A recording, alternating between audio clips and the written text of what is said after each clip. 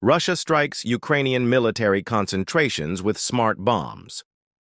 On January 19th, the Russian Defense Ministry said that the Russian aerospace forces had carried out a series of airstrikes against troop concentrations and equipment of the Ukrainian armed forces. The attacks were carried out with smart bombs with glide and correction modules launched from Su-34 multi-role fighter bombers. In the border area of the Kursk region, Su-34 aircraft accurately attacked Ukrainian armored vehicles and troops. Also on January 19th, Russia declared complete control over the village of Vozdvizhenka in the Krasnoarmeysk district of the self-proclaimed Donetsk People's Republic, DPR. This was a result following Russia's seizure of the villages of Petropavlovka and Vremevka in the Velykaya Novoselka district of the DPR. Tactical progress at Chhasov Yar. In the town of Chhasov Yar, west of Bakhmut, the Russian army continues to make significant tactical progress. Russian units have entered the southern part of the town, where there are many high-rise buildings, and are now approaching Dneprovskaya Street.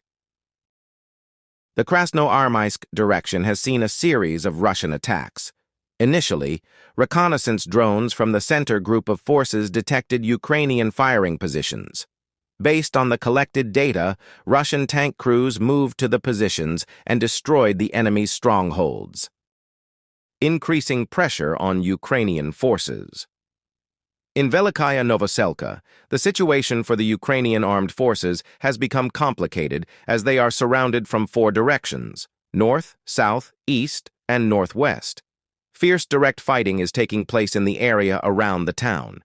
Meanwhile, in Uspinovka and west of Kurakovo, the Ukrainian defense system is gradually collapsing, making the war situation increasingly unfavorable for Ukraine in the DPR.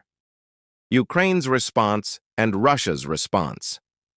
Despite great pressure from Russian attacks, the Ukrainian armed forces continue to make efforts to attack many areas of Russia.